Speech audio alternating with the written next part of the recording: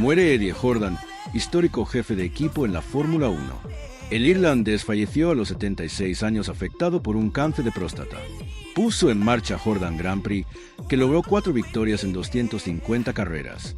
Eddie Jordan murió este jueves en Ciudad del Cabo a la edad de 76 años tras pelear en los últimos 12 meses con un cáncer de próstata, comunicó su familia.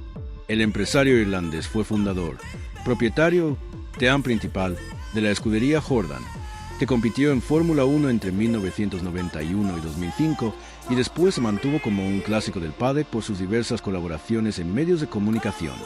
Y ahora, ese mismo paddock lamenta la noticia. Domenicali, máximo responsable del campeonato, comentó: "Nos entristece escuchar la pérdida de Eddie Jordan. Con su energía siempre hizo sonreír a la gente. Fue único y brillante. Un protagonista de una era en la F1 a quien se echará mucho de menos. En este momento de tristeza, nuestros pensamientos están con toda la familia de la F1, su familia y seres queridos." Jordan, con mujer y 4 hijos y miembro de la Orden del Imperio Británico, fue piloto de karting, monoplazas y prototipos, aunque su verdadero éxito en el automovilismo llegó como propietario y jefe de una escudería. La fundó en 1979 y compitió en diferentes campeonatos británicos. Fue en 1991 cuando puso en marcha Jordan Grand Prix como equipo de Fórmula 1 con 250 grandes premios disputados. Varios pilotos históricos pasaron por su garaje, entre ellos Michael Schumacher en su debut antes de que Viator lo fichara en extremis. Ganó 4 grandes premios: Bélgica 1998, Damon Hill, Francia e Italia 1999, Frentzen y Brasil 2003, Fisichella. Curiosamente, la escudería de Jordan es hoy el germen de Aston Martin en la Fórmula 1 con su fábrica de Silverstone, que se parece en poco o nada al actual campus frente al circuito. Aquel equipo se vendió en 2005 al grupo Midland, con inversión rusa y canadiense, y en 2006 se convirtió en el equipo Speaker, en ambos casos con resultados discretos. Force India lo adquirió en 2008 y compitió bajo ese nombre con ciertos éxitos hasta que en 2018 debieron renombrarse como Racing Point para poder evitar la bancarrota. El empresario canadiense Lawrence Stroll lo adquirió en 2020 para convertirlo poco después en Aston Martin. Cobel, team principal de Aston Martin, lamenta: "Eddie Jordan es uno de los grandes de siempre del automovilismo. Una persona única, un ser humano maravilloso y un líder carismático que fundió este equipo y lo llevó a la Fórmula 1 de enero de 1991. Su visión marcó los cimientos para nosotros y nos deja un legado duradero para toda la comunidad del automovilismo. Rendimos tributo a una leyenda del deporte." Pasamos a la siguiente noticia. La vida de Eddie Jordan, un banquero que tocó la gloria en la F1.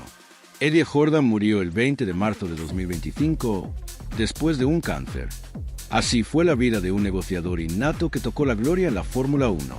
Edmund Patrick Jordan falleció a los 76 años mientras recibía tratamiento contra el cáncer, y a lo largo de su vida fue un enérgico empresario que aportó un toque disruptivo de rock and roll a la Fórmula 1 en la década de 1990. Nacido en Dublín, coqueteó en su juventud con la idea de ingresar en el sacerdocio antes de emprender una carrera en el mundo de las finanzas, más concretamente, convertirse en empleado del Banco de Irlanda. Pero nació para el ajetreo y ese trabajo monótono no podía contenerlo. Cuando una huelga le obligó a buscarse la vida en otro sitio, se fue a Jersey y tuvo 2 trabajos para salir adelante. Allí conoció el automovilismo en forma de karting en el circuito Belbue del club de Jersey, en Estibrelade.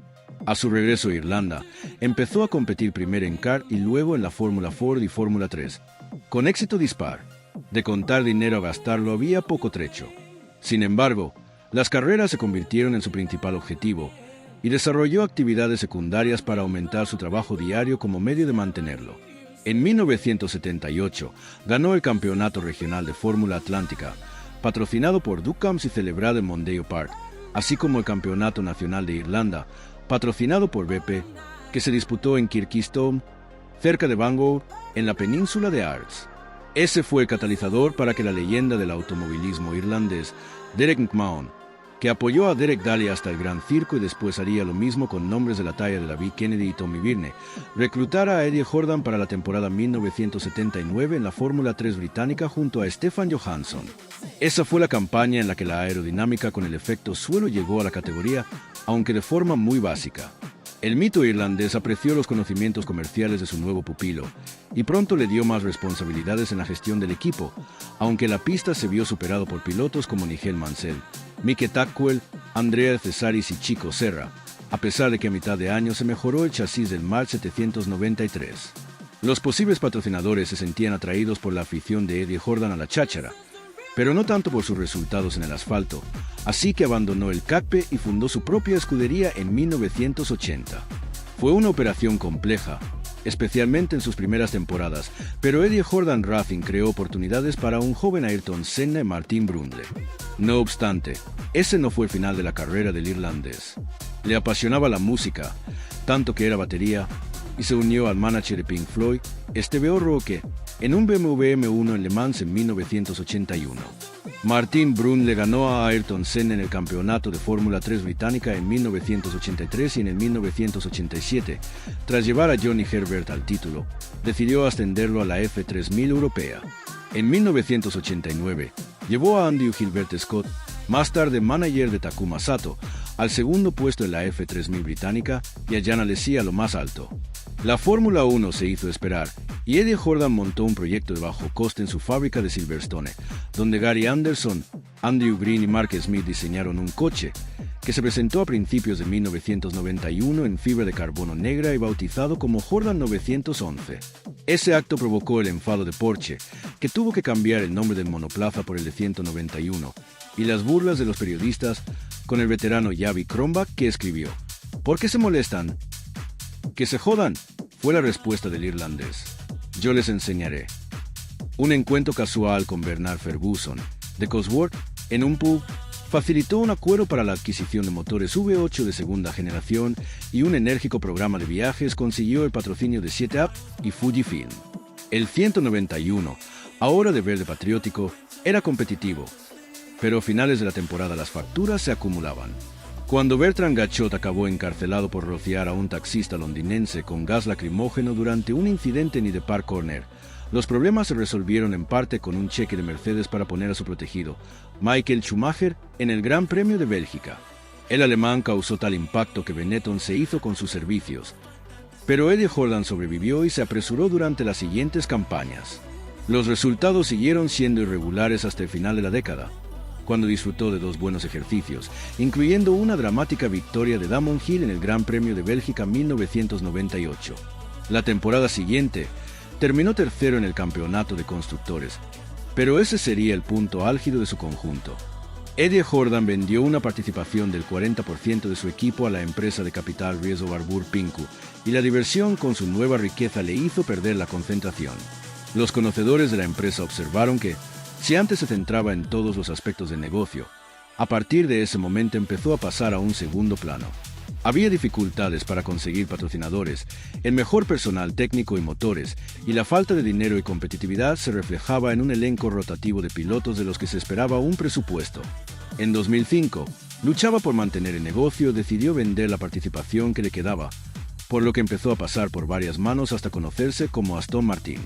Eddie Jordan amplió sus intereses empresariales a la promoción inmobiliaria, las carreras de caballos y el fútbol, y continuó con su labor benéfica como mecenas de Click Sargent, ahora rebautizada como John Lives vs. Cancer, compaginándola con apariciones en la Fórmula 1 en la BBC y Channel 4 cuando tenían los derechos de emisión. También compró otra residencia en Sudáfrica, donde se convirtió en vecino del gurú Adrian Newey, que también posee una propiedad allí. En 2024, actuó como agente del inglés en las negociaciones para el sonado traspaso a la escudería de Silverstone, y aunque no acudía con frecuencia a los grandes premios, seguía estando muy bien relacionado, y su combinación única de ingenio y perspicacia le convirtió en un comentarista de referencia en la televisión y la radio. En los últimos años creó el podcast Formula 4 Success con David Coulthard. Después de que le diagnosticaran cáncer de próstata y vejiga la pasada primavera, se sometió a un tratamiento que incluía varias rondas de quimioterapia, pero en diciembre reveló que el cáncer se extendió a la columna vertebral y la pelvis.